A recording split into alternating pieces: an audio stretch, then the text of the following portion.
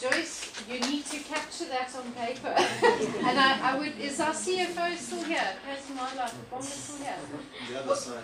Is on the other side. What I would strongly like to recommend is that you and Brent, because you both got very good ideas, is that you sit together and draft something to take to the organisation around part.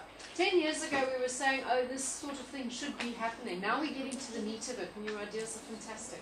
But I'm going to have to move on to the next speaker, which is Janet Taylor. We need partnerships, and science are one of the partnerships. In the partnerships we've discussed so far, nobody's mentioned global change, which is my pun, and some of the impacts that we're seeing around that. I don't know whether Janet's talk is going to allude to that, but she's going to talk about some of the scientific stuff that's happening on the ground that might need partnerships at a global scale to deal with. It's a poster presentation. Janet, over to you. We're going to hear about some stuff from the bush now. Okay, thanks, Sue. Okay, throughout KwaZulu-Natal, open savannas are being affected by the thickening of woody plant species. uMkhuze Game Reserve is one such area where the tree-grass balance is of great importance for the conservation of biodiversity, and hence the increase of woody plants, especially Acacia nilotica, is of great concern. The objective of this study was to analyse the temporal and spatial changes in the occurrence of Acacia nilotica within uMkhuze Game Reserve to document plant establishment over time. Visual assessment to document the changes and impacts of Acacia nilotica from 32 fixed-point photograph sites was done. These photographs were initiated by Pete Goodman in the early 1980s and have been taken on an annual basis till 2007. Qualitative data from these sites had also been recorded. This included dominant tree and grass species, soil erosion, and woody plant establishment. Acacia nilotica was also recorded in an absence or presence format for each site. This assisted us in detecting seedlings or plants that weren't visible in the photographs. Aerial photographs from 2009 were also used in the analysis to assist in identifying where the change of woody plant abundance had occurred. Okay, a large change in the vegetation is noted throughout the years, and there's been a definite shift from a fairly open savanna system to a more wooded up and closed system. There's also been an increase in Acacia nilotica plants over the different sites. In 1985 there were 19 sites that were recorded to have Acacia nilotica in, while in 2007 27 of the 32 sites had the plant. Okay, in this series of photographs from one of the sites, the change in vegetation here is very, very obvious. This first photograph in 1985 indicates or illustrates the open vegetation type we've got here, and as you can see, the two little bush clumps in the far right hand corner there.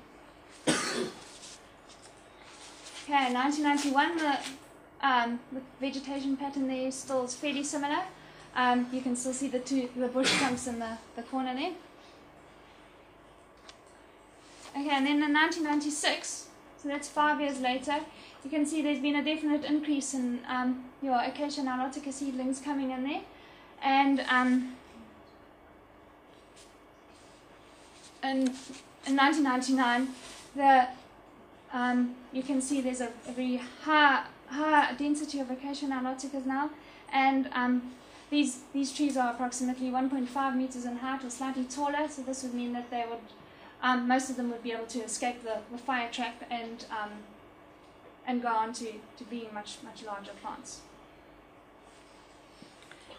Okay, in 2004, these trees are now flowering and producing seeds. There's very little base or grass cover underneath these trees as it's being shaded out, and it's very difficult to control these trees at this sort of stage.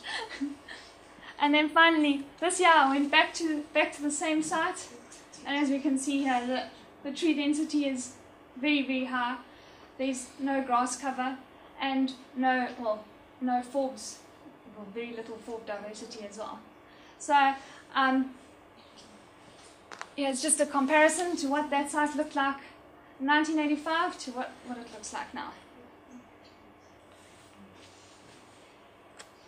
Okay, and then preliminary mapping from aerial photographs, and then we've done a vegetation survey in the park, and it shows that approximately 27% of the park has Acacia nilotica in very high abundance there.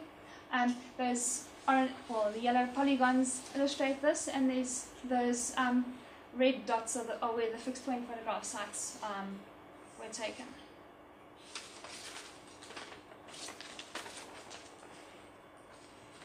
Okay, in conclusion, we can see that there's been a considerable increase in woody plants, especially Acacia nilotica within the park, and this vegetation change has a huge management implications for both the park and surrounding communal conservation and agriculture areas, or commercial agriculture areas.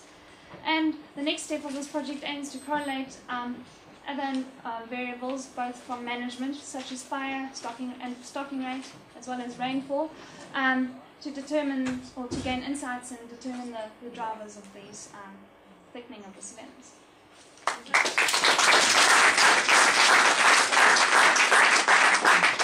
Is anybody not worried after that talk? Questions for Janet? I'll take 2 quick questions, and unfortunately then we